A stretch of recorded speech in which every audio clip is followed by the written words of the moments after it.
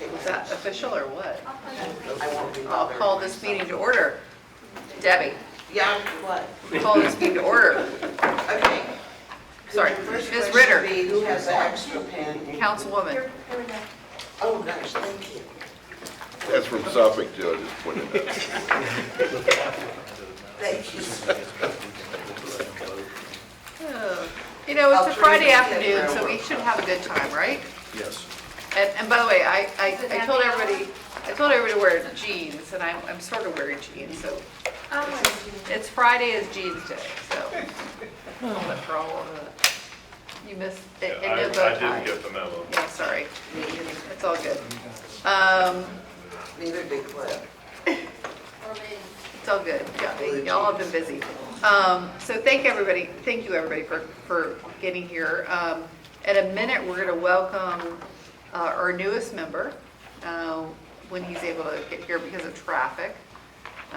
Mr. Stephen Carter, who's the new city manager of Portsmouth, who has a background in regional fiber rings. So we're really excited to have him here. But why don't we move forward and I'm going to ask for a motion in a second to approve the agenda as presented. So moved. Thank you, Ms. Ritter. Second. Thank you, Ms. Wilson. Any discussion? Hearing none. All those in favor say aye. Aye. Any opposed? Okay, that's been passed. Are there any public comments? None were received. GTS is here. They'll be presenting, but I don't see any other visitors. Okay. And no submitted public comments in advance? Thank you. Mr. Executive Director, I'm so sorry. I think I skipped the opportunity for a roll call. Correct. So let me start with that. Okay. Ms. Ritter, Here. Ms. McClellan, Here. Mr. Carter, Mr. Moore, Here. Ms. Wilson, Aye. Ms. Fitzpatrick, Here. Ms. Weitzel, Mr. Hayes, Present. Dr. Kirikou, Here. Mr. Wallace. Present. Who got ayes, presents, and hears? This is good. Yes. Quorum is present. Yeah, good, thank you. Okay, awesome. The minutes were provided to everybody in advance. They're awesome as always. Thank you very much. Is there a motion to approve the minutes? So moved. Thank you, Ms. Wilson. Second? Second. Thank you, Ms. Ritter. Any discussion? Hearing none. All those in favor signify by saying aye. Aye. Any opposed? Okay. Meeting minutes have been approved. Mr. DeBerry, could you provide the project management update? I will. Thank you very much.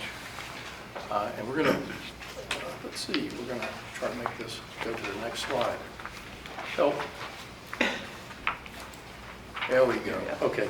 So we have a number of items on the agenda today, so I'm going to try to go through these fairly sharply and smartly. I'm going to provide the project update, the permitting and mapping. Before I turn to that slide, though, in anticipation of beginning the turnover, with the new executive director, there's some admin stuff that I just want to make sure that we're ahead of the curve on. And of course, that'll be part of the turnover. But I've submitted the 811 application this week, which allows us to participate in the locates program. This is important because this will allow Danella to begin pushing fiber through the conduit. We had not done this until now because that's an asset that certainly can be cut. So we'll begin that process. I've talked daily with the staff. Great, the 811 staff is great, and I'm looking at approval in June so that Danella can begin construction of fiber in 1st of July. In addition, you'll remember as part of the agreement between SNA and the cities, we were required to have letters of credit and surety bonds for each city. Those are in the process of being renewed. Letters of credit were just renewed with each city. Those are $25,000 per city. And then the surety bonds are being worked now, and they will flip over in late August, early September. So each city has a surety bond in case there any issues that the authority would be held accountable for. I've just in the process of have renewed the general liability insurance for fiscal year '25. It's about $400 more than last year because some of the railroads require $5 million general liability per incident rather than the $2 million that we were carrying. So we upped that for a small fee. And also through Virginia Corp, I'm going to receive a fiber cut insurance policy, which will mitigate any out-of-pocket costs for GTS and the authority. And it would be more of an insurance policy that if we go into litigation, if someone cuts the fiber, rather than waiting forever, if there are issues, we can fix the fiber and then Mike will go after the appropriate company. I want to stop here if I can. Any questions about any of these updates, insurance elements, which is sort of new? No, you're good. Al, you're looking puzzled, so. No, I'm good. Okay, good. Yeah, and the general liability not only includes liability and workman's comp, but there's liability for, mistakes authority members might make. So in Norfolk, we have a new internet provider, Metronet, and they actually cut a mismarked natural gas line. And that was actually the issue of Virginia Natural Gas. But in that context, how would that be paid? How would that, is that the idea GTS cuts something in the ring, or somebody else cuts something in the ring? What is... Mike, What does that insurance policy look like? Well, there's a statute in the Underground Utility Damage Prevention Act, which lays out if you have to get things marked. If you get things marked, you have to get things marked. If you don't get things marked and you cut something, then you are liable. Okay. If you get it marked and something isn't where it's supposed to be, and you wind up cutting it, then somebody else is liable, then somebody else has to bear their own costs. This is shortening the long story a little bit. And if you have your stuff marked and somebody cuts yours, then they have to pay you for it. Okay. Now, that's not to say that there isn't occasional litigation about this, but typically what's going to happen is if there's a liability issue with that needs to be sorted out by the insurers, what our insurer will do is pay out to us and subrogate the claim, and then if there's somebody that needs to be sued, they'll go bring the lawsuit so that we don't have to worry about it. We just get the money and can move on with what we're doing. Okay. Thank you. That's why they paid you the big bucks. Yes, Ms. Ritter. In what scenario would the fiber be cut? Well, what happens is there's so much congestion now that it's very, to be honest, it's very difficult to go out and not cut fiber. I also will say, and I think the industry will admit that, there are fewer locate technicians than are needed, and frankly, they miss it from time to time. And so, If you have a developer, I'm sorry. go ahead. If you have a developer, say they're installing sewer, and they dig down, they might snag the fiber and cut it, break it with the backhoe. Okay, Or so excavator. I get that part. Okay. But we have people who go in, private contractors and providers. And we're looking at the question now of how, do we cover that in a franchise agreement if we have to grant one? And how would the authority, I mean, whatever the cities do, they're going to do individually. But is there a way that the authority can deal with that? We're treated, for good or bad, we're treated like a utility, and so we have to fall under the same rules of underground damage. You, as a franchisor, and the city as a franchisor, the owner of the street, you can manage that in different ways through the franchises if you want to. So you have to be the owner of the street or the right-of-way to be a franchisor? If you will, correct. Okay, so believe it or not, I didn't know that. So that's why counties actually don't do franchises, is because VDOT owns their streets. Thank you. It's always good one day a week to learn. That's our Friday fun fact. Yes, well, yes, and if that's our fun, we're really. We are super fun people. That is the mission of the Southside Network Authority, is to provide fun, right? Fun day. Anyway, we're going to talk about that. Now, that's the second thing I learned. Mr. Carter, you have no idea what you just joined. Fortunately, I wanted to- had a briefing first. Oh, good. He may leave after 2 minutes. I know. I just want to welcome you officially Thank to you. the Southside Network Authority and the 757. You've been here for a bit. A little But bit, yes. we're really excited to have you and understand that you have a little background in this area. Yes, I ran a fiber network before I came from. So we've done the whole, we were the ISP actually. So we did everything from design to installation, to maintenance, to customer service, whatever we did. Excellent. Yes. I'd say we have a new executive director position. I think Portsmouth is in good stead. We're really excited to have you here. Thank you. Good to be here. Thank you for being here. Yeah. You've got a good partner with Cliff Hayes too, of course, as well. Awesome, great. So, yeah. Okay, great. Speaking of recruitment, I know, right? And so we're going to talk a little bit about the Maps first. maps Yeah, I'm going first, to go back to that. So and then we're going to get into the then positions. Yes, ma'am. So, hey, I did want to take a second and make sure we know that on the line via Teams is Mr. Matt DeHaven, Vice President for CTC, who's our, Steve, he's our design engineer and construction oversight company. He designed from day one. Vice President Ken Knight is on the line. Ken is a regional vice president for Danella, who's our construction company.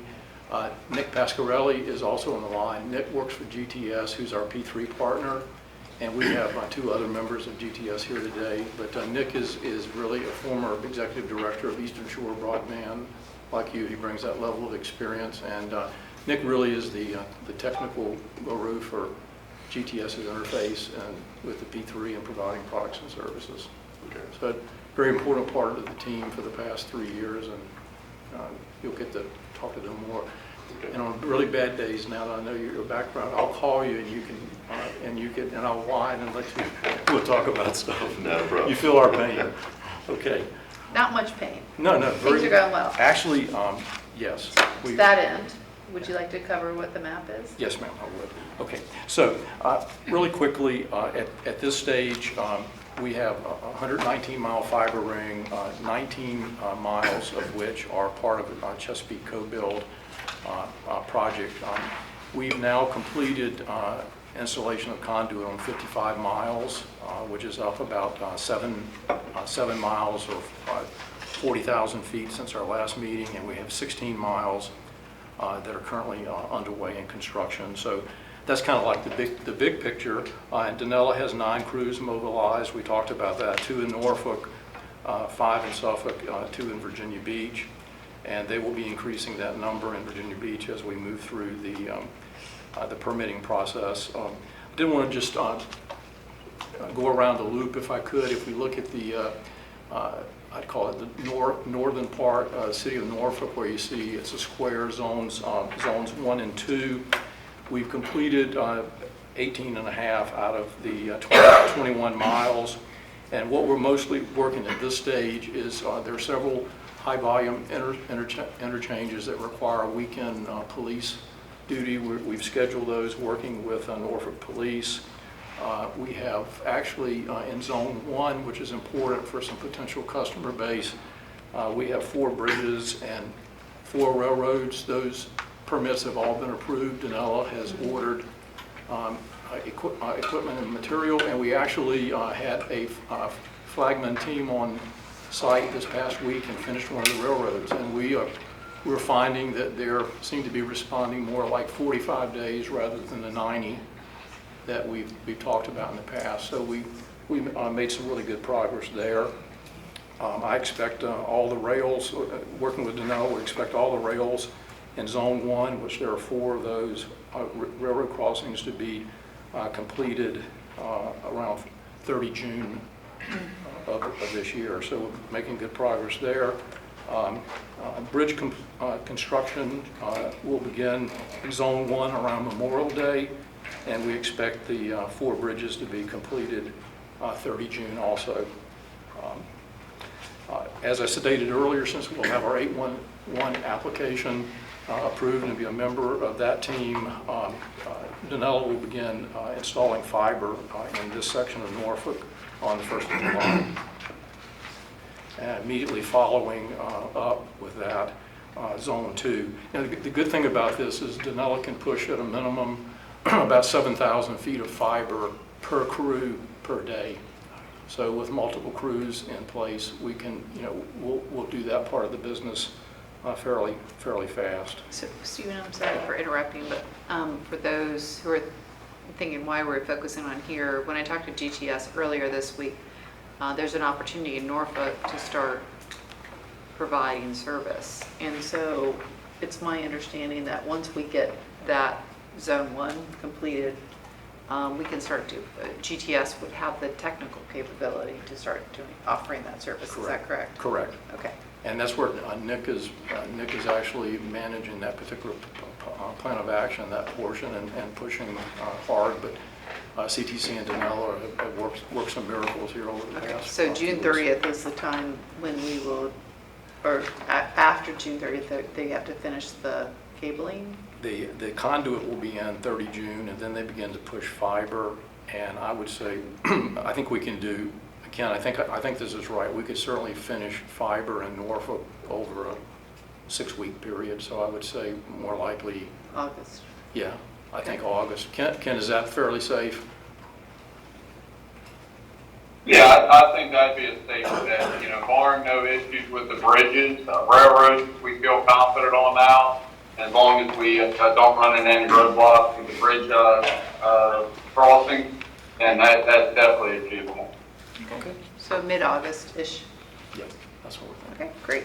So that would be a big milestone, like that would be the first Yeah. lighting up of the ring, providing services to Direct citizens, services. businesses. Okay. That's my understanding.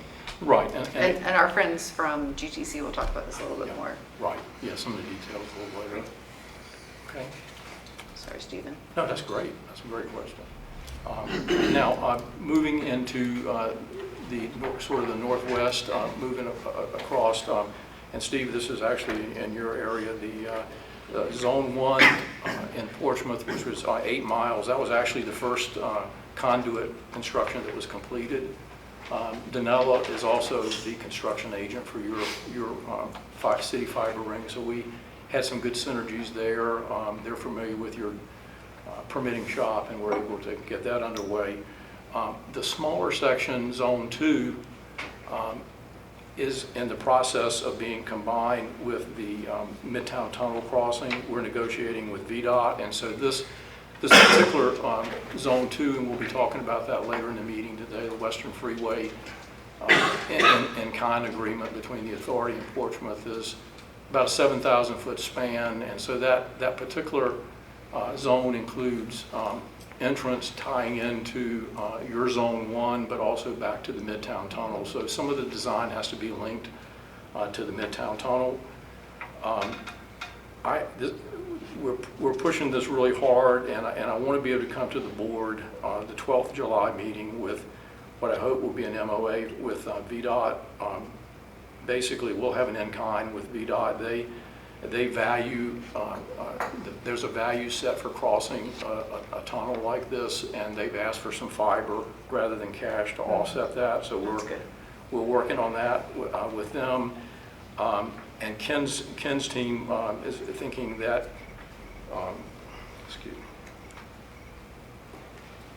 Ken's team is thinking that it's about 45-day construction for the Western Freeway Bridge and another 45 days for the Midtown Tunnel. So they may be doing that concurrently.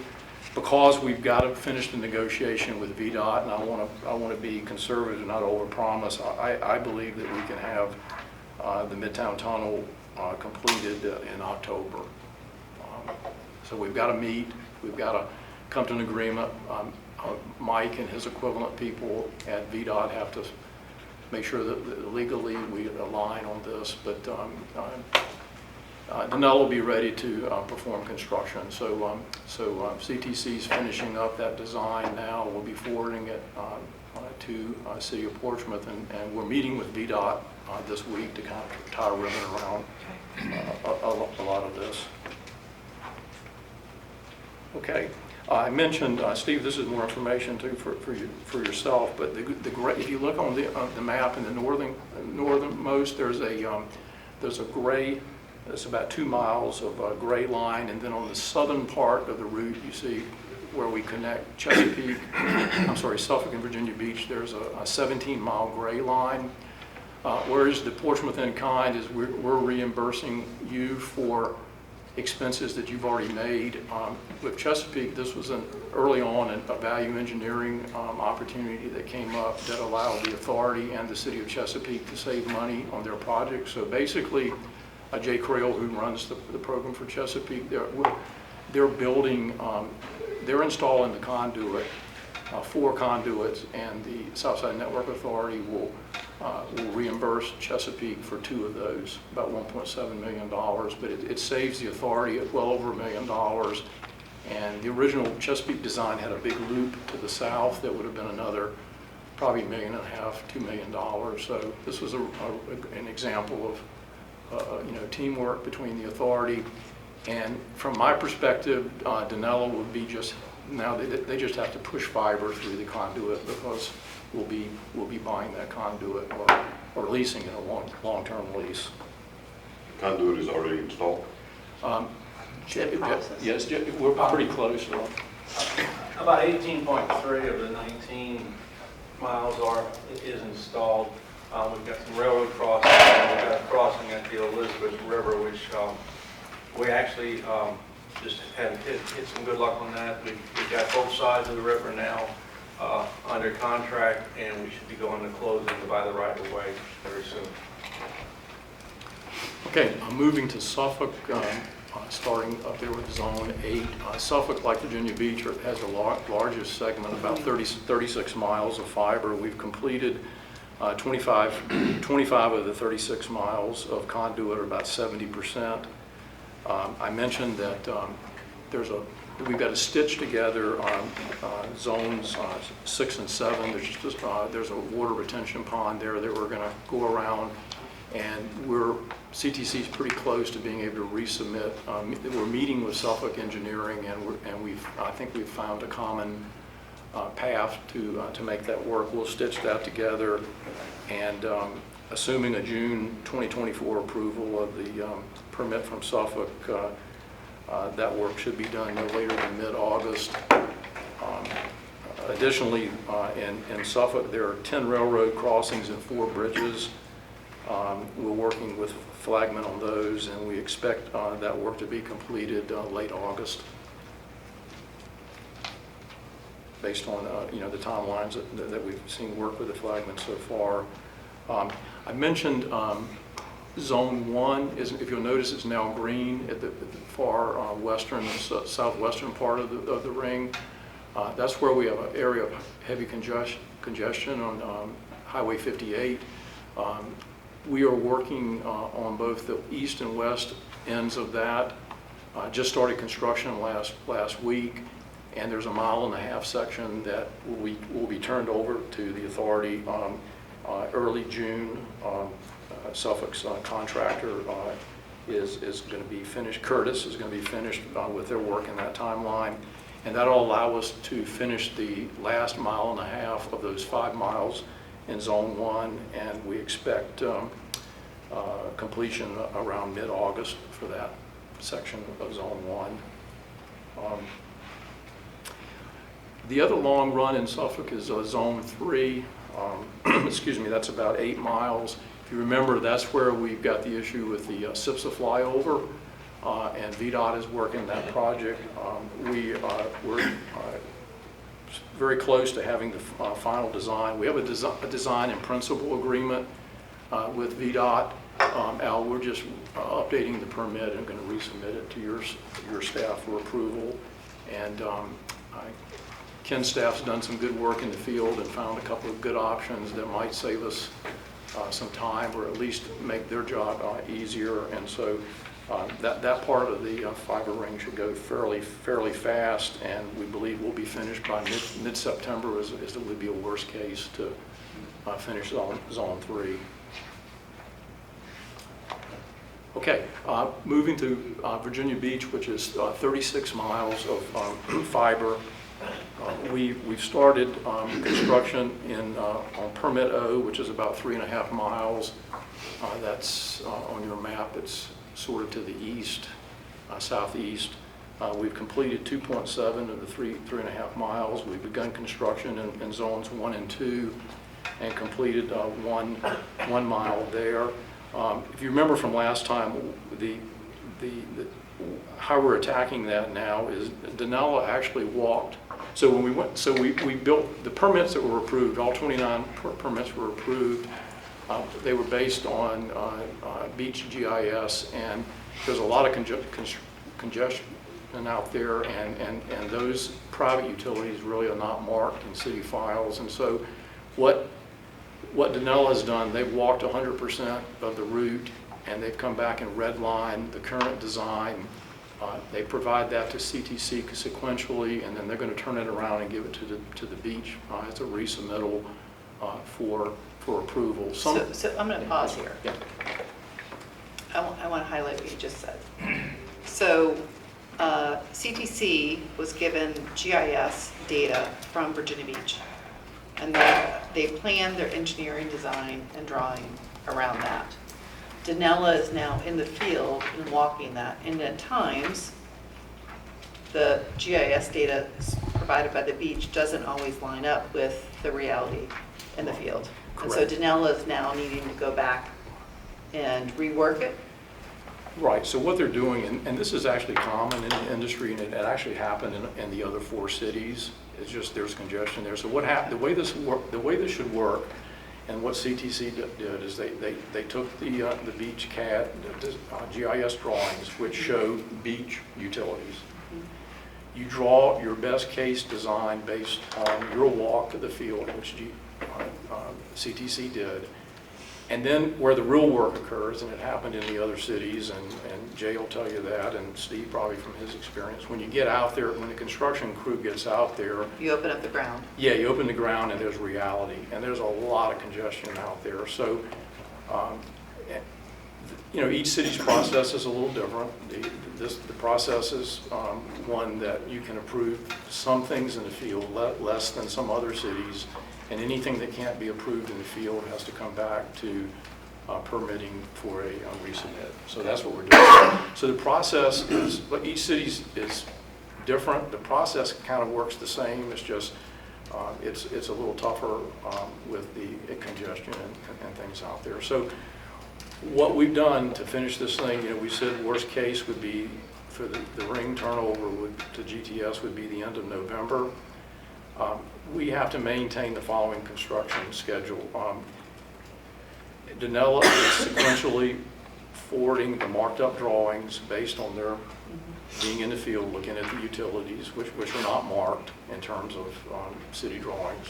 In most cities, they're not marked. They turn that over to CTC, who converts it into a design permit format in the format that the beach wants, and resubmit it. Now, to meet the timeline, next week, Matt and I talked about this a bit. We've got to submit zones A and B, most likely C, a slight change to O, and 1 and 2, and then we have to submit a minimum of 3 permits per week to Virginia Beach and have them approved to stay on schedule. Now, Ken would say in an ideal situation, you need 6 to 7 months minimum for a city this size. He's going to provide extra crews, but I think our best case right now, if we could stick to that production schedule, would be a mid-October completion of conduit, which would give him 6 weeks to push the fiber, which can be done, but I have a slim margin of error. So I think Peter is engaged in the meetings with the permitting. I believe Danella's helped us do our due diligence. We've just got to get these things jammed through. So, and I think Peter sits in on all the meetings, and so it's going to be tight, but we have a plan ahead. And I think the variance is about, what, 18 inches? Yeah, and see, every city's, there are issues of policy and process.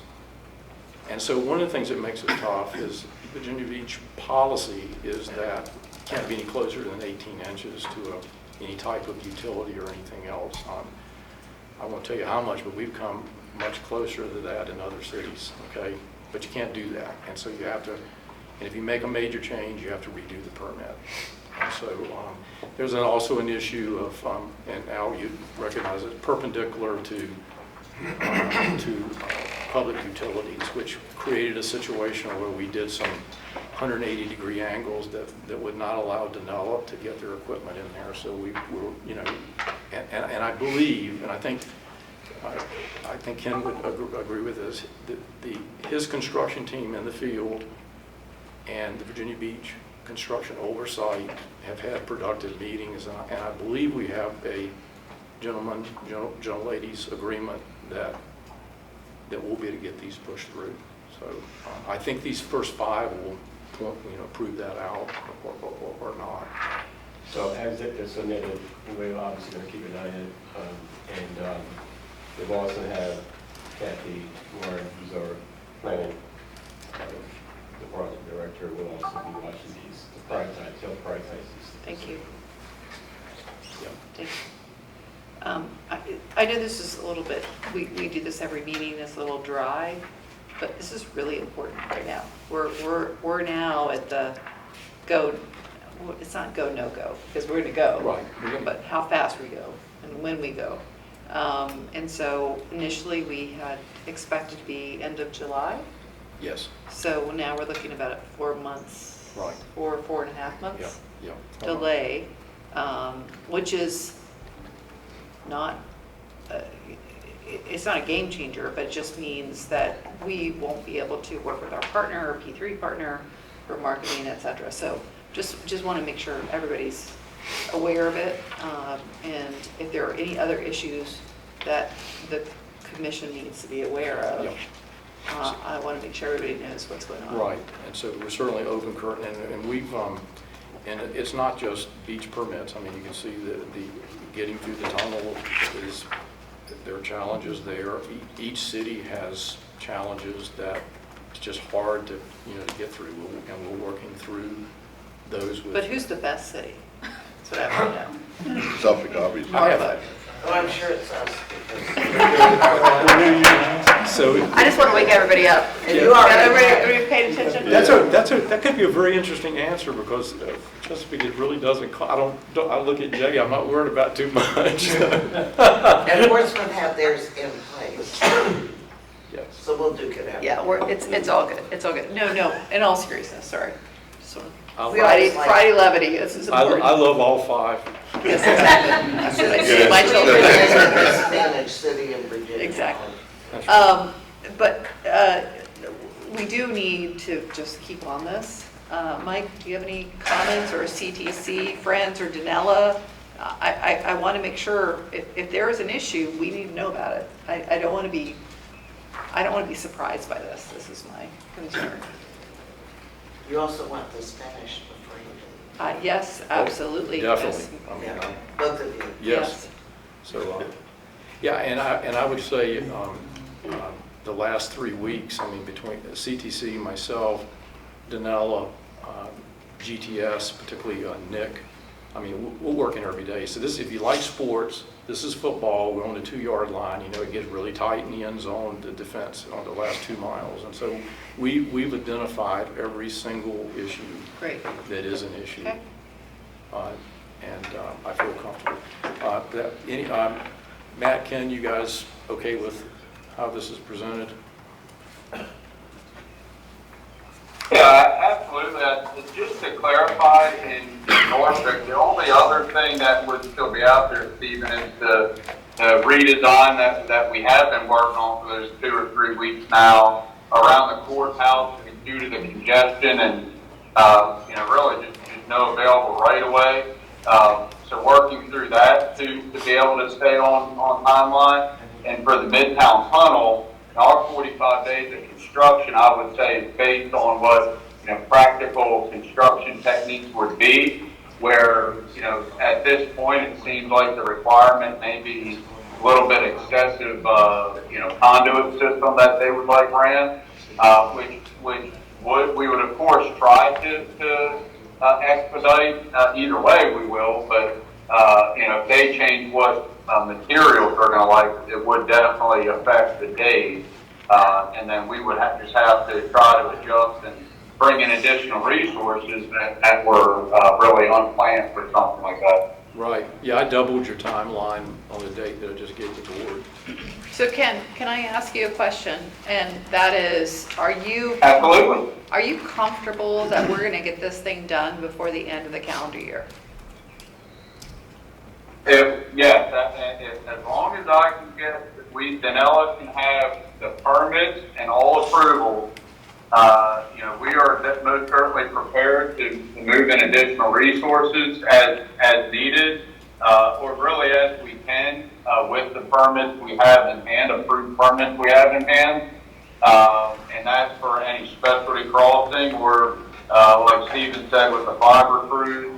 I've cruised up and down the East Coast that as we get prepared and conduits completed, we can mobilize those cable crews in that, 7,000 is a very, I would say, safe number of production per day. Okay. We have in market splice crews. So as the cable's being placed, it'll be spliced and terminated and tested. So if any problems do arise, we'll be able to correct those immediately. So yes, if we can get approved permits, we will get it done, as soon as we can. And I would say end of this year is definitely achievable. Great, thank you. Any other questions or comments? I think we all have our marching orders. Yep. To get permits approved. Well, Ken and I were working last night, so I mean, there's Good. no rest. I also, just for the team and particularly Steve Carter, Ben Davenport, who's Vice President for Strategic Marketing for GTS, just came on the line. So Ben, these guys leader and our P3 strategic partner. So, okay. Hi, Ben. Hello. Okay. I'm going to go back to the... Yes. So can we go back to the topic page? This is not working. It's just going to call up the executive director of PD. Second. Yeah. I think the next bullet was the discussion about recruitment update. Maybe. Yeah.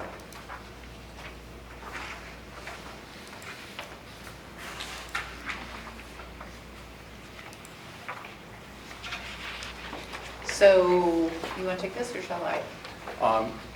Sure. So in your package, you should find a draft job description for the SNA executive director. Ms. McClellan called together a committee. We were able to talk ad hoc, and it was comprised of DCM Laura Fitzpatrick, Mr. Wallace, and Dr. Carrico. And we basically went through what we thought were the appropriate duties, skill set, and one of Ms. McClellan's opportunities that we saw was to make this sing a lot more like economic development, since if you even go back to the beginning of this with the transatlantic cables, it was all about economic development play. So we try to incorporate all those things into the position description. Laura was able to provide a notional timeline,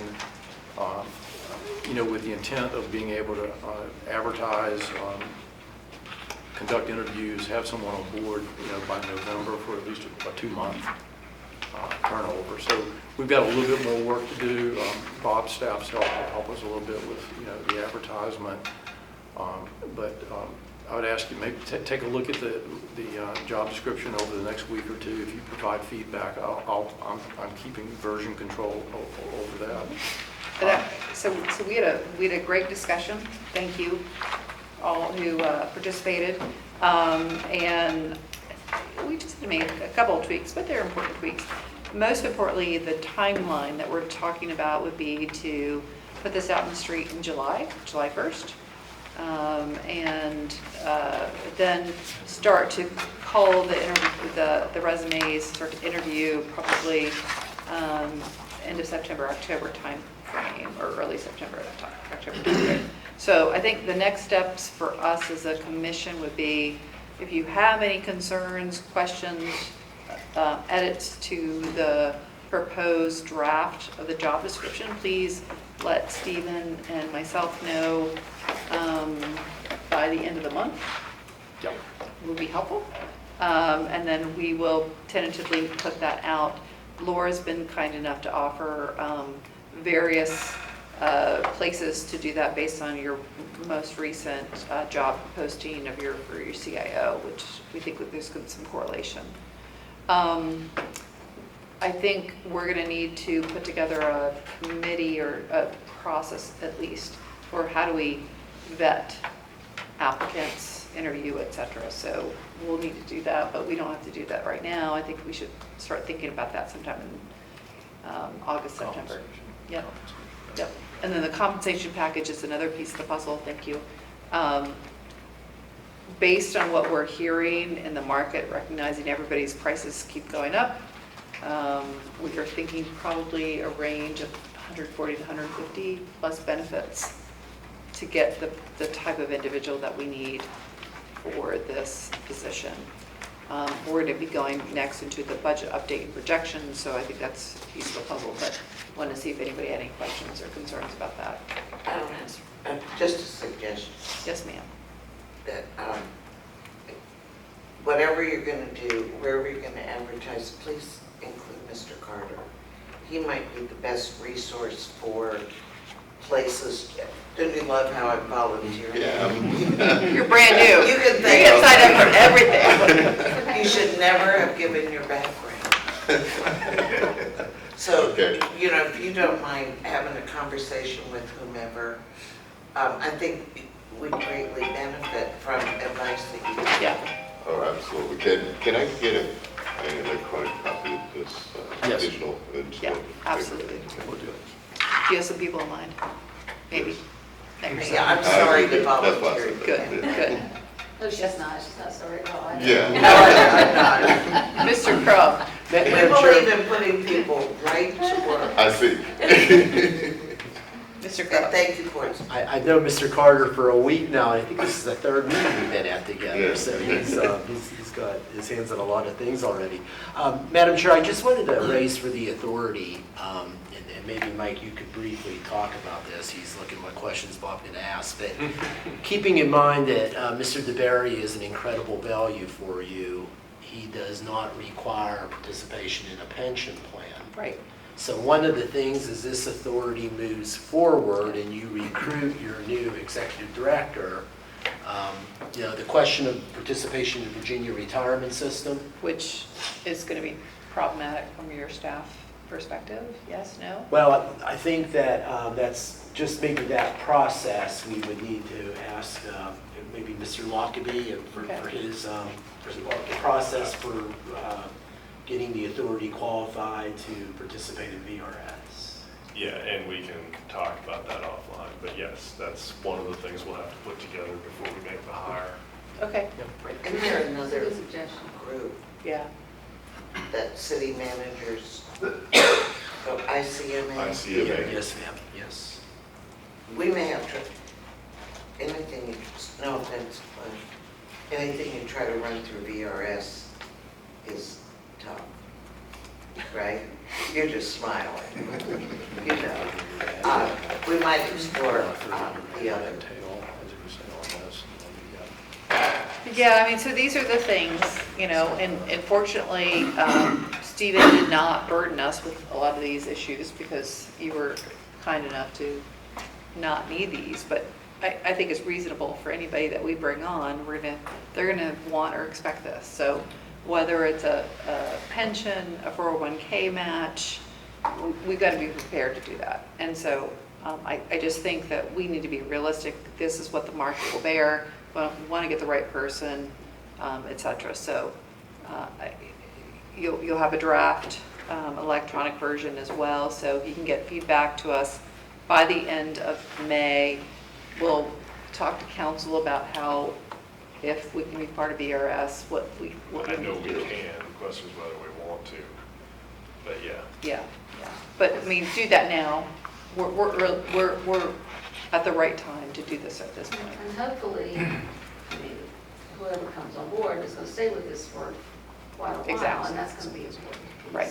It's a great job. If I was, I really don't want to go, but it's time. But your wife says otherwise. She does, you know what, you're home Change for your 2 mind. weeks, she may send you back, Well, that's a true statement. based on personal experience. Yeah, and then it'll be too late, so. Yeah, that's a great. it's a Welcome great- to Friday afternoon meetings. We're very, this is, you gotta have to be here. Like, Yeah. it's fun. It's all We're more good. fun than most of regional, We really are. Okay. because we're small. It's a great job. So we're moving forward. Yeah. I wanted to thank the members of the committee. Thank you for participating. I thought we had a really fruitful discussion, and I feel good about where we are moving forward. So we're in process. So by the next time we meet, which will be June 14th, we won't quite have this out on the street, so we'll be in a position to do some finalization of benefits, et cetera. So, Let me say one thing. The, with VRS, and going back to VRS, I know it might be difficult, but as you recruit, and if you're pulling someone from another municipality potentially, they may be vested in VRS. It may be a benefit yeah, exactly. from that aspect. If they're, are they, is the service here eligible? Are we a component unit of the government? To TBD, that's what we pay him the big bucks That's the for. big bucks, right? I don't know. Depends on what you want the answer to be. Yeah. And then even if they're not local, it'll definitely be Really? a deal breaker for in-state candidates. Yeah, that's. But even if they're not local, it's 5 years to vest, so that's an attractive, I believe it's 5 years to vest for any member of VRS, so that's attractive. On the other hand, sorry, Madam Chair, I'm Go for staff, it. I shouldn't, but one of the things that we have in my part of the state is the city of Roanoke has its own, and the city of Danville both have their own insurance, or excuse me, their own retirement programs. 25 years, I think you get full. At 20 years, you get a large amount of retirement. So a lot of times you'll get somebody who's been there for 22 years or whatever, and then they move to a VRS locality, spend 15 years there and get a VRS as well. It just depends. Yeah, so we'll weigh the pros and the cons. I mean, the fact of the matter is, this is never going to be a big shop, right? It's going to be 1, 2, 3 person entity at any point. So we've got to figure out what's the cost benefit. And don't get me wrong, for all those who work for municipalities, my apologies. Maybe we don't want somebody who works for a municipality, right? So that's okay too. So they're not going to really understand the benefit there. So we'll figure that out moving forward. We're going to write the job description in such a way that it's such an awesome place that regardless of the benefits, they're going to want to come work here. And all the people that they get to work with, right? Or Fun Fridays. Okay, moving on to agenda item number 7, if that's okay, the budget. Yeah, so I think it'll be easier for you to look at your package. So this is really just for me to make you feel comfortable that, hey, we're making progress construction-wise, but we're really in good shape financially. We've now had 2 audits with no findings because of Bob's, the staff support, Sheila Wilson and her staff, that provide the financial and budget and accounting service. So what I'd call out here even in terms of your ED, if you look at the top portion of the chart, what I tried to do here is I've got, there's 1,000 spreadsheets that back this up with individual invoices and whatnot. But if you look at the revenue stream, this year's member contributions total $352,000, and this is for the general and overhead budget. This is for myself, for Mr. Lockaby, for Mr. Crumb's staff, website, things like that. We've earned almost 900, projecting $939,000 dollars in terms of interest. These are projections for the end of the year. We're saying come the end of this fiscal year, 30 June, we will have earned $939,000 in interest. So total revenue is about $1.3 million. I carried over from last year before we actually, began in earnest construction, about $26 million. So you see the expenses below. This is for the G&A budget. You'll see we're projecting about probably, and this is over estimate, $330,000 against a budget of $352,000. So, we've created at least a $20,000 asset that you can apply to the ED position or something else. And we also had $36,000 of G&A carryover from last fiscal year into this fiscal year. So there's about $60,000 asset there. What I'd call your attention to, if you look at unrestricted net assets right in the middle of the page, that's the asset that we've generated through frugal spending and interest, about $1.3 million. That's there as we move forward, as we negotiate with VDOT, as we look at any additional design cost or permitting costs for the beach. I've got an asset, so I'm not going to come back and ask you for money. But so we've got about 1.3, and because of the slight delay in scheduling, we'll probably generate another couple $100,000 in interest. So the bottom part, and again, there are backup spreadsheets that track every single invoice. But if you look at this, we're going to spend, I'm projecting that we're going to spend about $26 million.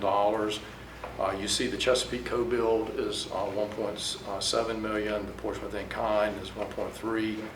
Danella's construction contract is about $22.5 million. CTC, we've paid this for the design, $1.3 million.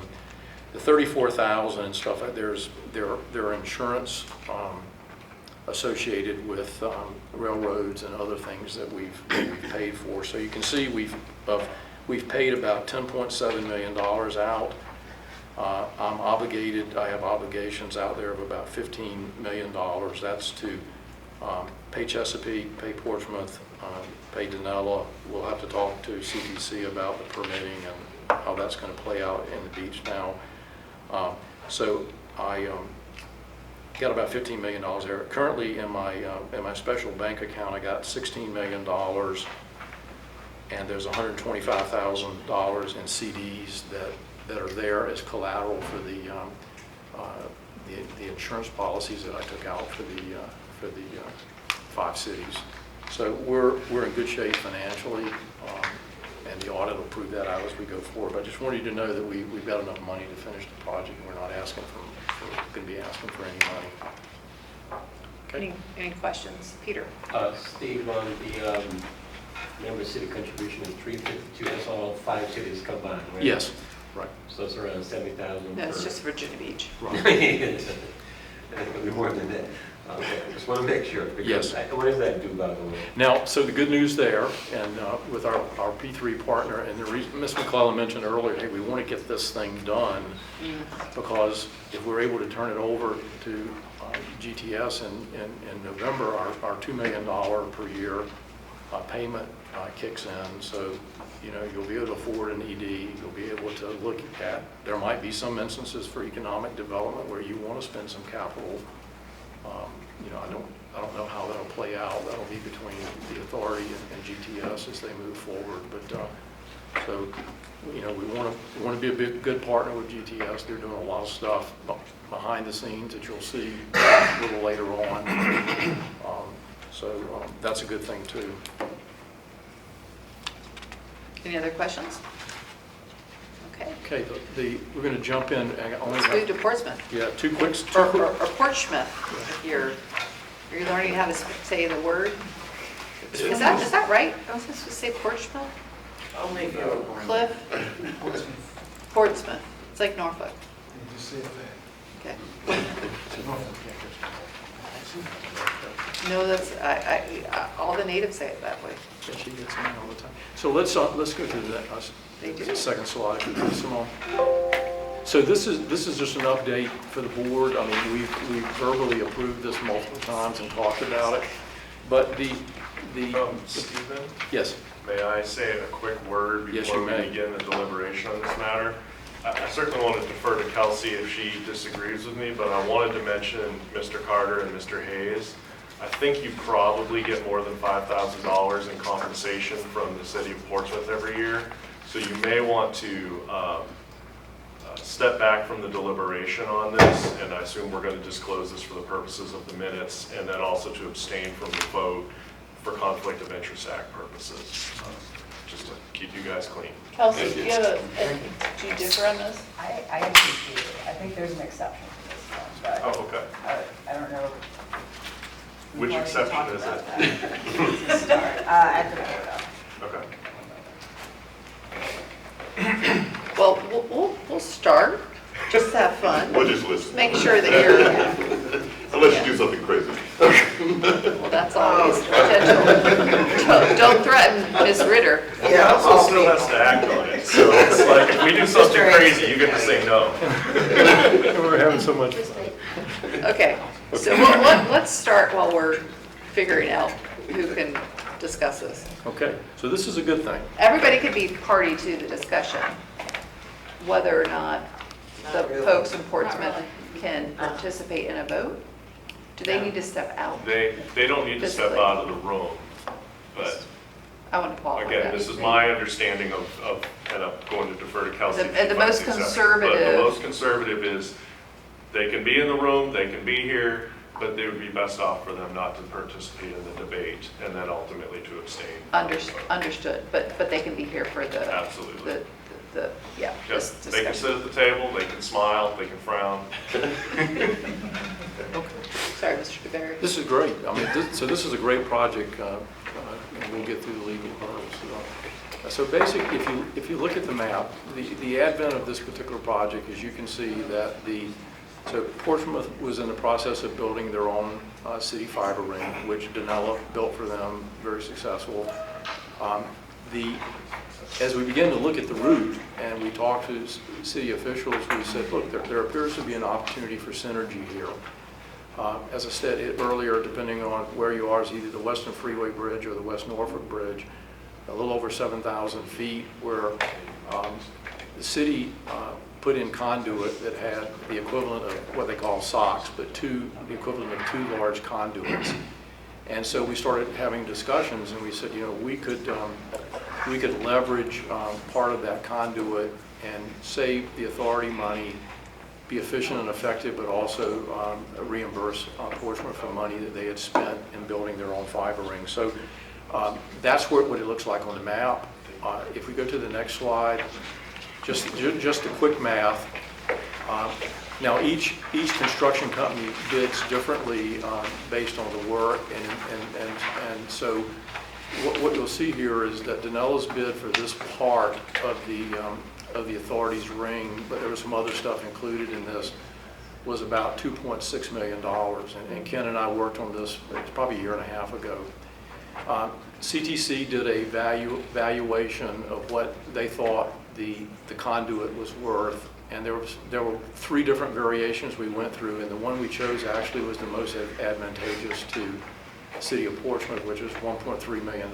That's what you guys actually paid Danella to build that portion of the fiber ring for yourself.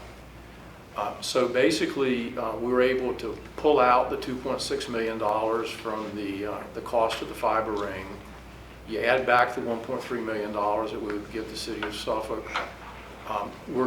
So we don't have to go into your ring twice. Instead of putting 288 strands of fiber, we're going to put 864 strands of fiber, so we don't have to go back. And that cost about $189. The delta between 864 and 288 is about $189,000. And then Danella's price to install the fiber in the existing Portsmouth conduit. It's a little more tricky than that because they've got to put things on either side, go meet me's and different things like that. That's $250. But the net savings to the authority through this process was $829,000, plus the city gets $1.3 million back on their initial investment. So That's the math. I'm going to turn it over to Mike and let him just, at a high level, you have a copy of the agreement in your package. What we're going to ask for is after review, for you to direct me to sign the agreement. I'll give it to Kelsey and the Portsmouth team, and they'll schedule a city council meeting for final approval, and then we will cut a check. Mr. Lockerbie? Yes, Madam Chair. So this is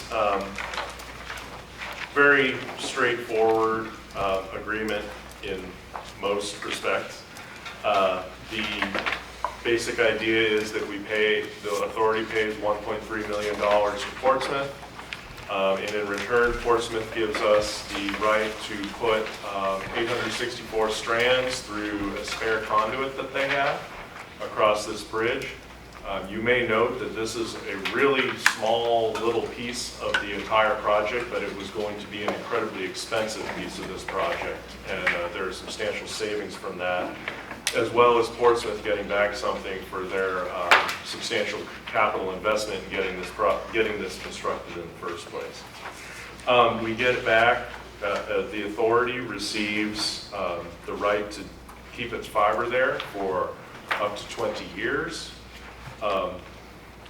As well as the right to reasonable access subject to permitting as is existing under our franchise with the city anyway.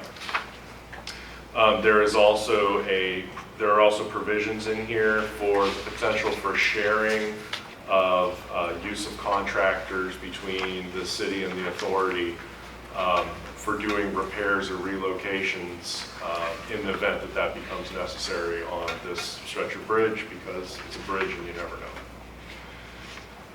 That's the really short rundown. More than happy to answer questions. I do want to note one thing that we did in here is that we did not want there to be a long-term entanglement. I know that one thing that this board has been extremely straightforward with me about is that they don't want special deals between the authority and cities that are not clear and transparent. I think I hear the phrase no SIPSAs over and over and over again. So this is a very clear quid pro quo one-off transaction where everybody knows what they're getting. Ms. Wilson? So what happens at the end of 20 years? At the end of 20 years at 20 years happens to be also the time period of our lease to GTS. So I think that assuming the world still looks something like it does right now in terms of demand for fiber, we'll be renegotiating with everybody at that point. Any other questions, comments? Have we determined how Portsmouth can participate? Has it changed? Has it changed? No, they're going to declare the conflict. Okay. Got it, okay, good. So I think at this, I hear what she said. I think at this point, Portsmouth is listening, but will not be discussing or voting.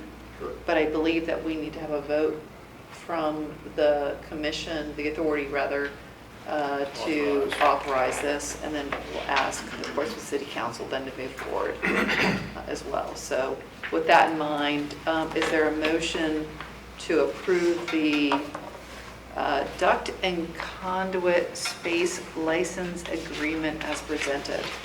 Move for approval. Thank you. Ms. Second. Wilson. Thank you, Ms. Ritter. Second. Any discussion? Hearing none, I think we should do a roll call vote on this one. And just to be clear that you're approving it and giving me the authority to sign that for the board, so I'll be Yes, signing that. sorry. Thank you for that. Yes. Okay, Ms. Ritter, Yes. Ms. McClellan, Yes. Mr. Carter, You abstain. can't, sorry, Mr. Moore, Yes. Ms. Wilson, Yes. Ms. Fitzpatrick, Ms. You Weisel. don't need to call alternates. You don't need to deal Okay, with this.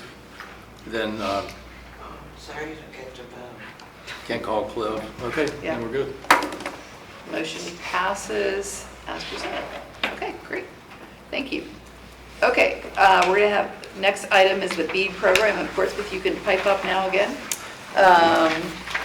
We're going to ask the GTS staff to present on the status of the BEAD program and associated.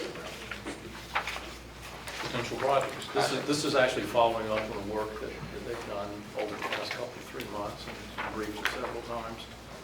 Thanks, guys. So Noel, Mitchell, and Pat Cody.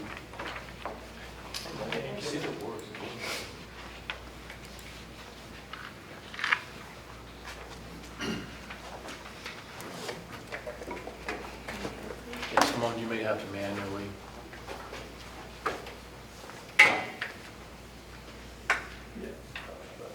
It's like the remotes at my house.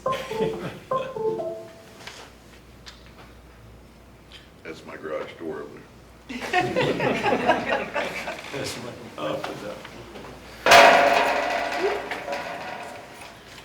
Noel, take it away.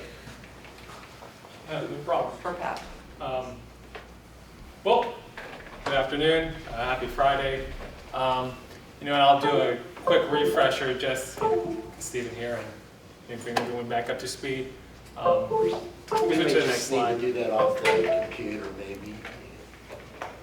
Noel Mitchell, GTS, head up the B team that we're doing here, and I'll give you an update on that. I have with me Patrick Cody, he's the first executive director of the Eastern Shore Broadband Authority, also with us at GTS. So, just do a little recap.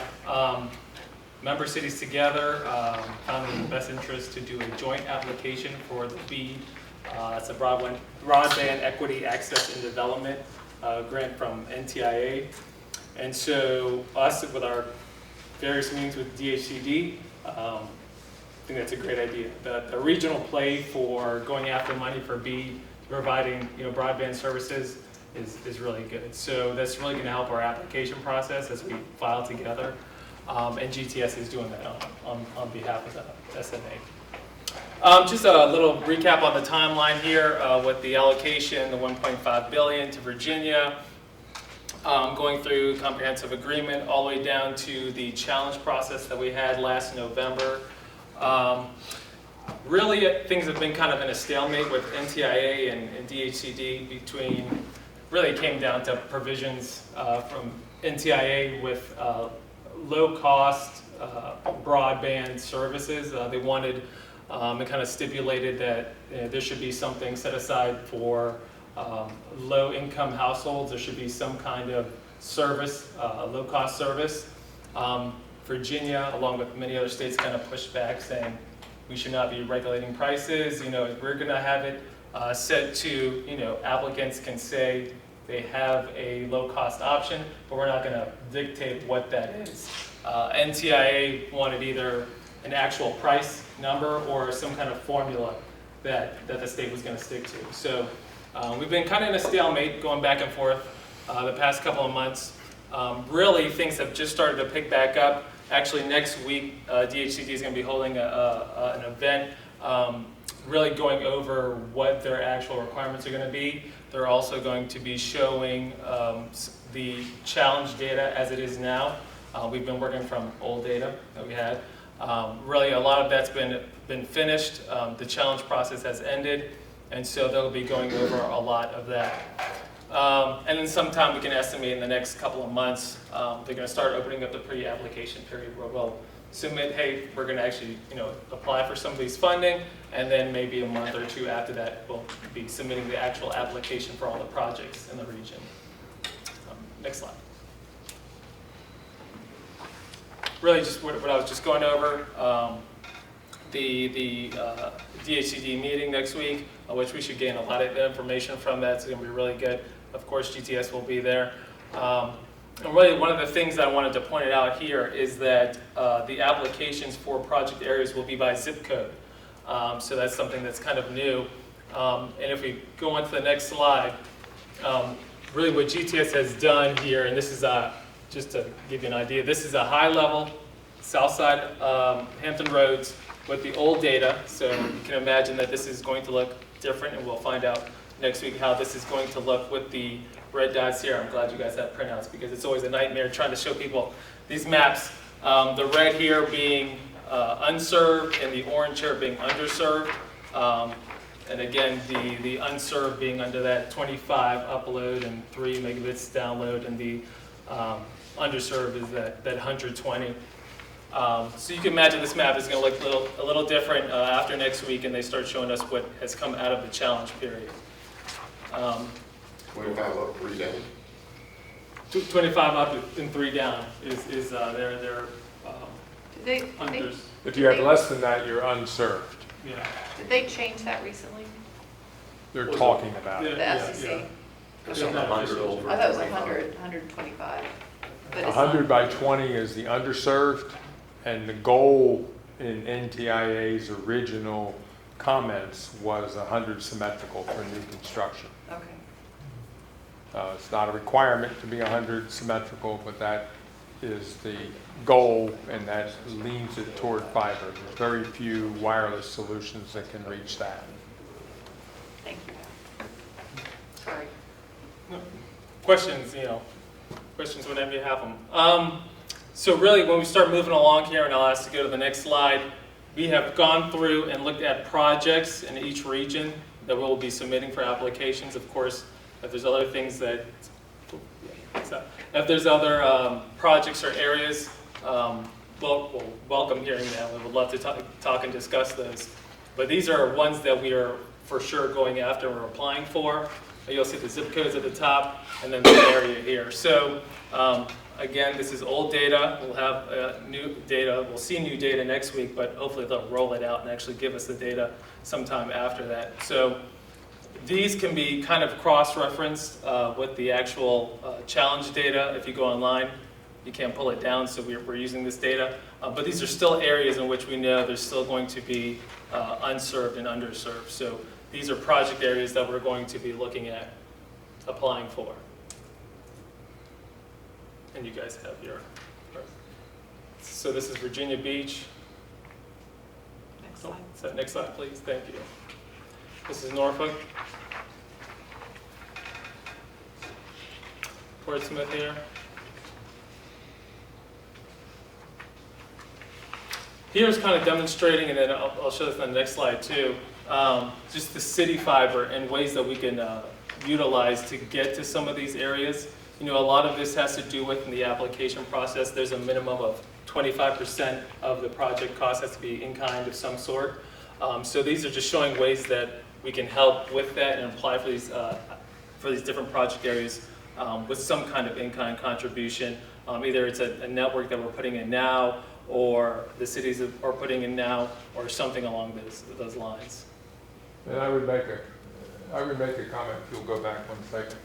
I'd make a comment here. When you're looking at something here like the terminal, where all the unserved dots are, those are things from the original mapping showing a building, a location that doesn't have service.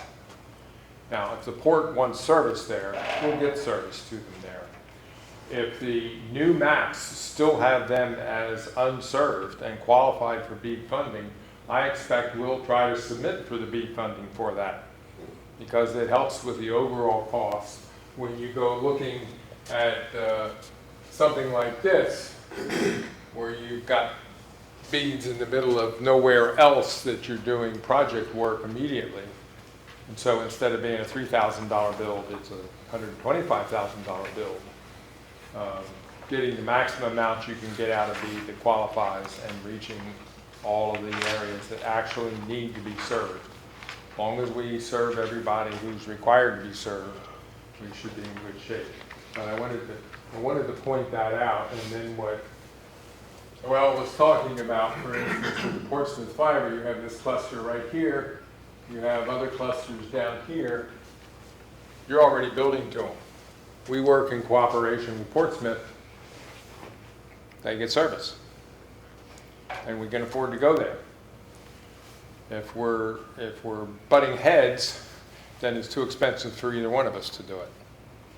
So that's the advantage to taking advantage of BEAD, is it gives us the opportunity to reach a lot of locations that otherwise might be years down the road before you can afford to get to them. And I'll cover some more of that in the business plan later. So Pat, just to qualify Chesapeake, Portsmouth, any of these maps, the bead is specifically for the red dots, not the entirety of the shaded area. Correct. However, because you have the potential of servicing those red dots, you would then at the same time service that entire shaded area? Not necessarily the entire shaded area, whatever you can afford to build to, wherever you have sufficient market to justify doing it. under the comprehensive agreement, we've got obligations for numbers of passings and numbers of disadvantaged being reached and offered service. And we have every intention in the world of reaching those areas and offering that service. But it won't be universal day one. Sure. And so every dollar that BEAD yields for the region is a dollar less that we look to local ratepayers or local taxpayers to pay. Does the BEAD dollars modify your build out, or does it just supplement what your build out was what the intentional build out were already? It'll modify it because of your obligation if you take BEAD money to go to the BEAD locations. So to that extent, it'll modify it. A lot of our application will depend on where those things are, and as we hit the next map, you'll see a prime example of that in Chesapeake. Any other questions? One more thing I will know is that because of the zip code project areas, we have to say we're going to service all the dots or the locations in that zip. So that's why it's a little strategic there. And in fact, the next slide might help us a little bit more. Can I ask this question? Are you obligated to service all the unserved areas in that zip code, or a certain percentage of the unserved areas in that zip code? They want all. I believe DHCD will accept 95%. Everyone is recognizing that there are some people on the wrong side of the swamp or the wrong side of the mountain that you're not going to reach with reasonable dollars, or that they're not going to be willing to fund. When you tell them that that location is 2.5 million, man, I have on the shore, I have 300 people that are a $5.5 million build. You know, is somebody willing to put up the $5.5 million to reach those 300? Not yet. We're still working on it. Just under. Yeah, I was going to say, well, if it's similar to the RDOF and Patty, just by address point. So when you apply, it's usually by, you gotta say, these are the addresses that are going to be, eligible and potentially receive. Right, and we may not have been clear on that. The original output from NTIA was that your project could be a single point. So if you look at this map and say, okay, I'll hit all those clusters, but I'm going to apply for single points for these scattered ones up here in the Northeast, and if I get the money, we build them, and if I don't get the money, we don't, because I won't be obligated. Well, what Noel has shaded here is the zip code. And under DHCD's proposed rules, it'll be by zip code, so your obligation will be every point within the zip code. But the original maps here were a project, was an individual point if you wanted to do it. And do you have a dollar amount that you've asked for by zip code? Not yet. I mean, basically, in order to have a successful application, you have to score high enough on points, and part of that is what is your cost per location average in going in there. So if you have 125 locations and you say my average cost is $6,000 a location, and someone else puts in an application for that region and they say their cost is $2,500, they're going to get it. Right, but so you have a cost. You have to put a cost in. I guess my question is, does GTS have a cost that you have submitted to DHCD based on your knowledge? No, that'll be in the application. That'll be part of the application process. We have not done any of that yet. Okay, what's the process? I'm sorry, Noel, I know you had that in your timeline. What is the process for submitting that information? Yep, so that is not going to be done until the full application. The pre-application, pretty much just saying we have the intent to apply. We're estimating that June, July, they're going to put that out. Maybe a month or two after that, they'll ask for the actual application, which will contain all that information.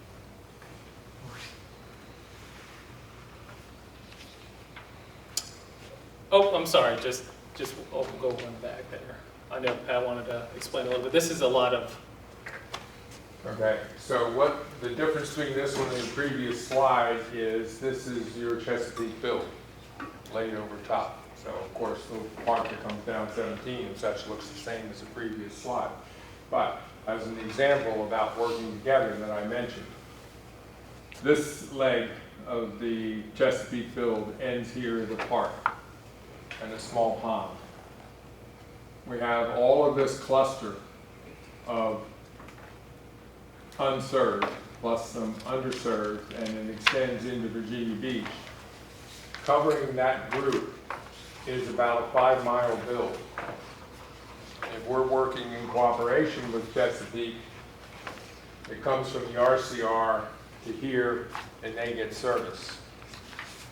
If we had to build that, now instead of saying, okay, it's $3,000 a household to hook these people up, we would have to be saying it's $25,000 or $30,000 a household to hook them up, because we've got a 25-mile, 30-mile build to get to them. So that's where what you 5 cities already have in fiber or are putting in fiber makes all of this be workable for the scattered sites in the rural areas and the MDUs that aren't covered yet. It's the fact that you've got so much network asset already, and working in cooperation with the Southside Authority, this BEAD application can accomplish a lot. And that, for me, that's the goal. The goal is how many of those red and yellow dots can we turn green? I like that, red to green. So what do you need from us? At the time of the application, we'll need support letters from all of you.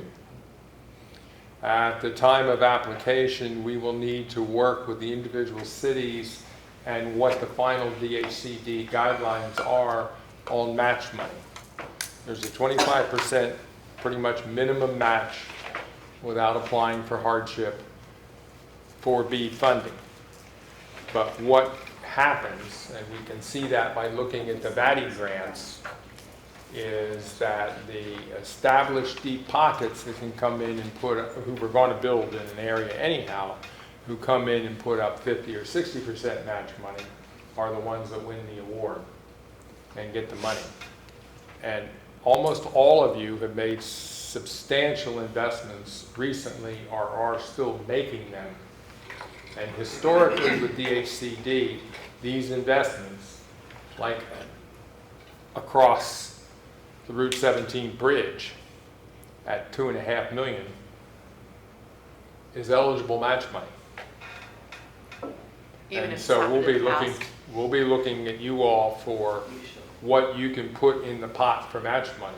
If Virginia Beach puts $2 million into this year's budget for their proposed builds on the NGN network, that's another $2 million that can qualify as match coming into this, because it goes to those regions on the Virginia Beach map we showed that are red dots.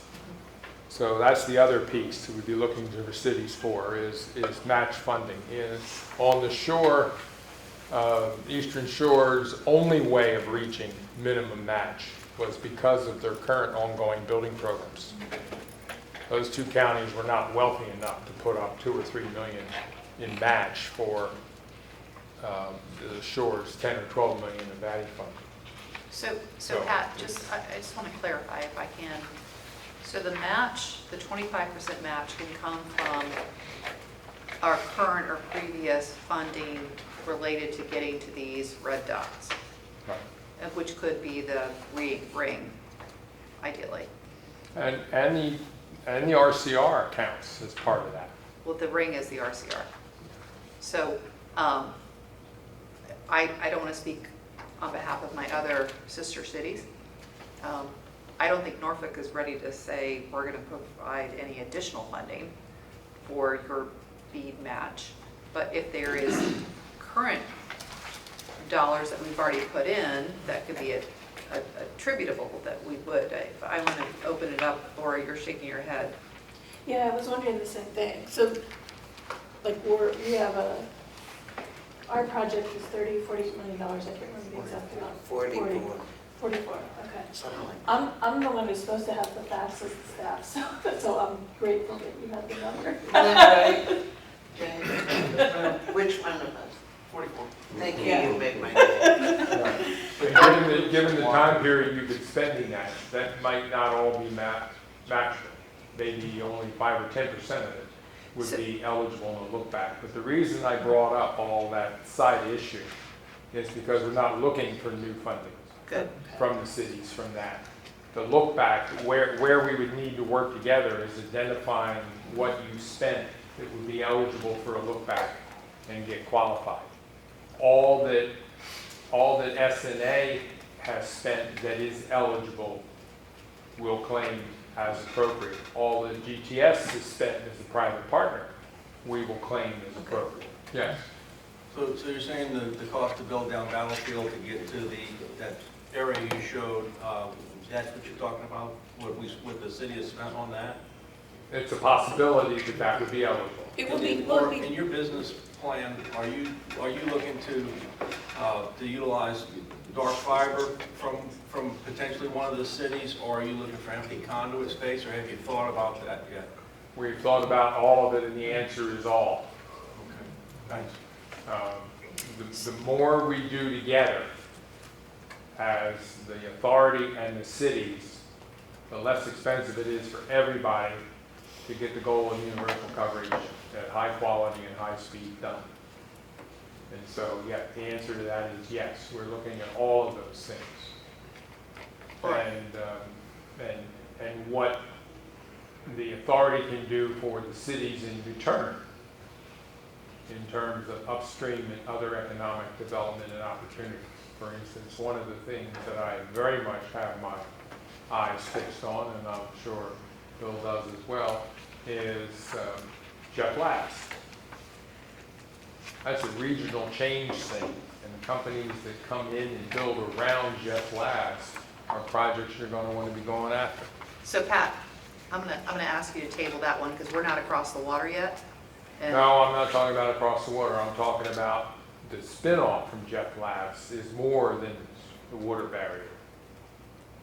That'll be the highest, most secure capacity of traffic probably on the East Coast.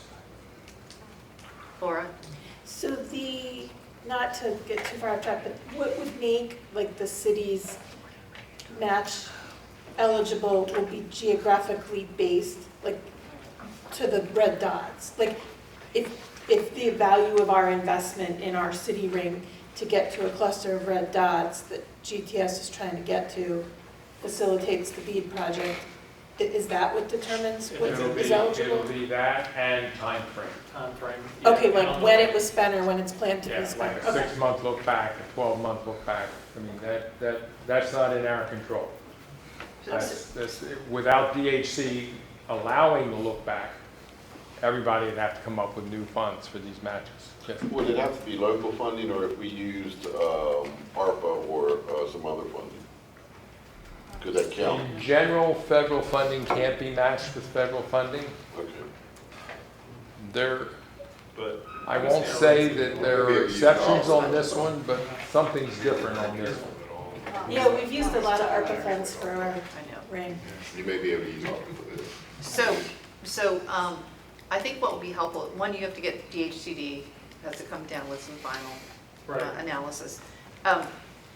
We recognize that you need support from the localities, and I think that we universally want to help you, but we don't know exactly what we're helping. So we need specific, these are the geographies, and we need to work with you, city of fill in the blank, on this detail. And my question is, what is the time frame for this?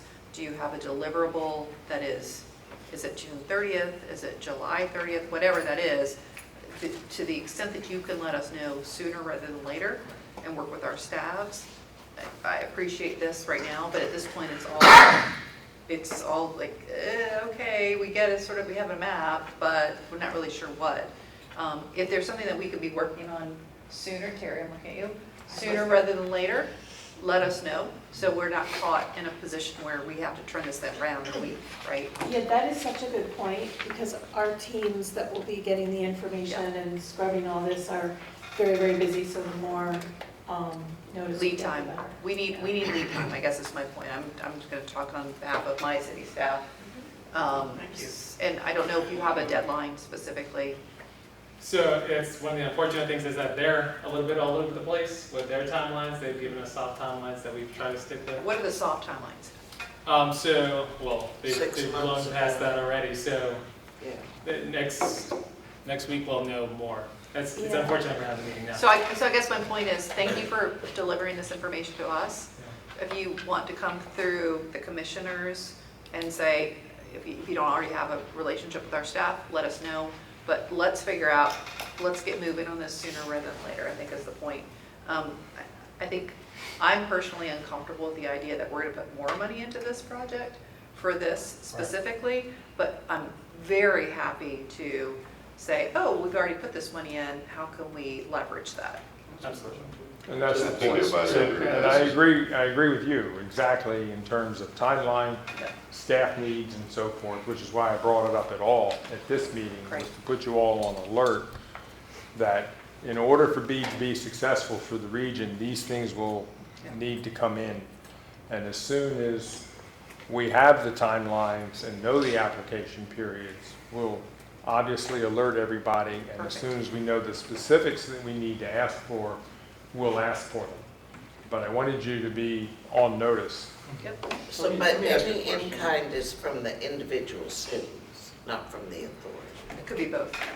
It's the sum of the in-kinds that are on the table, because we're doing this regionally. It's a regional in-kind. If it's individual, it's individual in-kind. So Pat, I'm going to this will probably give Ms. Malakaby a headache, but let me ask you something. So the point of BEAD is to get to unserved and underserved areas, but another thing was it would reduce GTS's capital expenditures associated with the regional fiber ring to get to those and help you meet some of your metrics for unserved and underserved areas. So it's 25 for Steve, they within the first 18, to get the exclusivity agreement that we gave them, which is we're going to lease them fiber, and we're not going to lease to anyone else, so there's no competition to give them an opportunity to grow their business.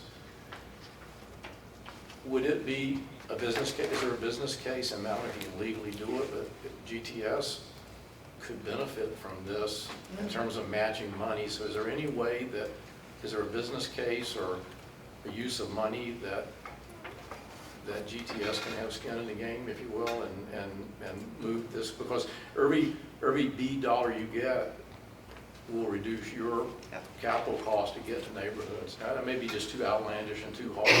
No. It's not outlandish at all. GTS will, or Spark, the operating subsidiary, will absolutely have cash in the game on that part. Okay. Basically, forward moving, all of the cash will qualify, and looking back, we'll use as much as does legally qualify. So that's what But no, absolutely. And that's why I said, no, we're not looking for any new funding from any of the cities. But whatever you have spent that is eligible for match, let's talk about it and let's get it on the table. Okay. Because it makes your application better. And the more we succeed with BEAD, the more all 5 cities and the network succeed. All right.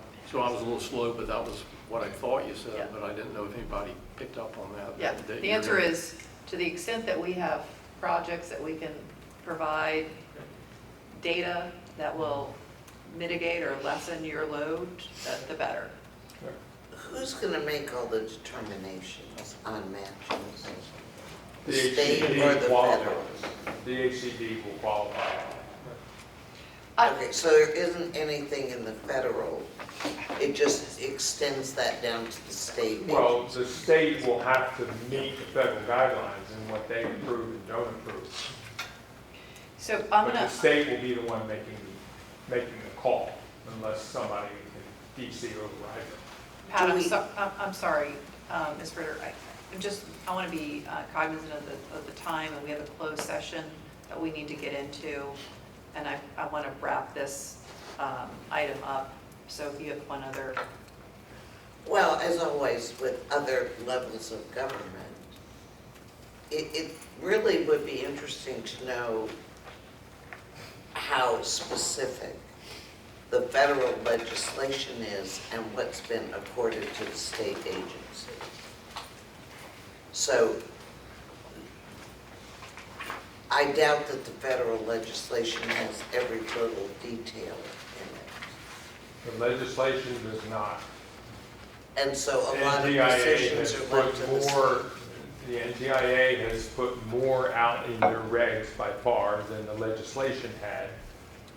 And then DHCD has put their own interpretation, each state has put their own interpretation of what they want to add in addition on it.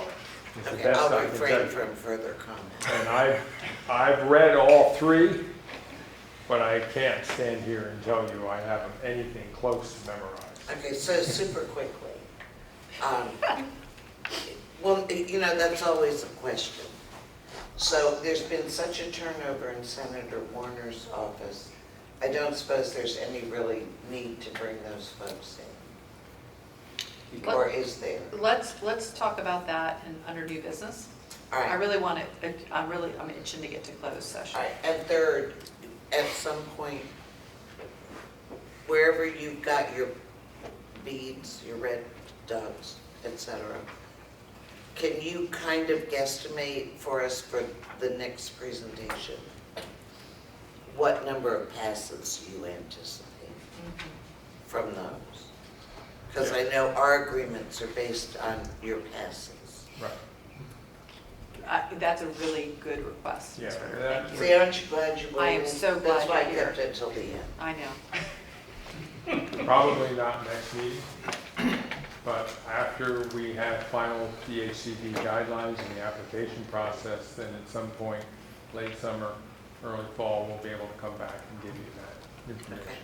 Okay, so if you're not going to get that to us until late summer, early fall, then I'm assuming you don't need the city's information until that time either. No, well, I'm talking about passings. I'm talking about having all the mapping done. That's an additional problem. We'll give you the city passing information as fast as we know what we're actually asking for. Okay, great.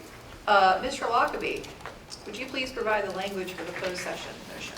Yes, Madam Chair, I believe that you're looking for a motion for a closed session pursuant to subsection A33 of section 2.2-3711 of the Code of Virginia, 1950, as amended, for the purpose of discussion or consideration by the authority of confidential proprietary information and trade secrets developed by or for the authority, where disclosure of such information would be harmful to the competitive position of the authority as provided in subdivision 19 of Virginia Code, section 2.2-3705.6.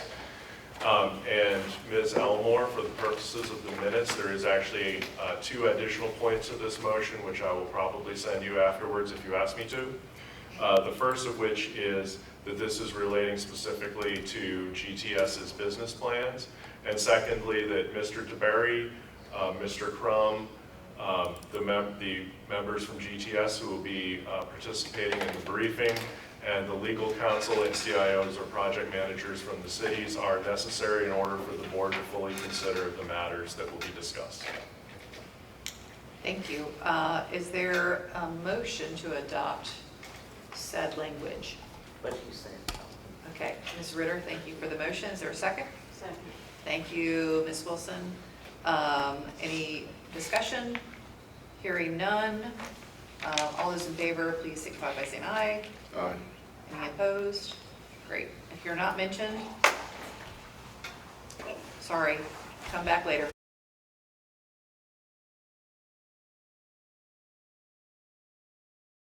Madam Chair, I believe that you're looking for a motion to return to closed session and to certify by a roll call vote that to the best of each member of the authority's knowledge, one, only public business matters lawfully exempted from the open meeting requirements of the Freedom of Information Act, and two, only such public business matters as were identified in the motion by which the closed session was convened were heard, discussed, or considered during the closed session. Thank you, Mr. Lockley. Can I have a motion to that regard? Thank you, Ms. Wilson. Is there a second? Second. Thank you, Mr. Moore. All those in favor signify by saying aye. Aye. We voted Oh, wait. last one. We need to do a roll call. Yeah, I'll do it. Okay, we're now going to do a roll call Okay, vote. there you go. Ms. Ritter? Yes. Ms. McClellan? Yes. Mr. Carter? Yes. Mr. Moore? Yes. Ms. Wilson? Yes. Motion passes. We're now into the old and new business section of the agenda. Is there any old business that we should be discussing? Any new business? Okay, hearing none. Our next meeting is scheduled for June 14th.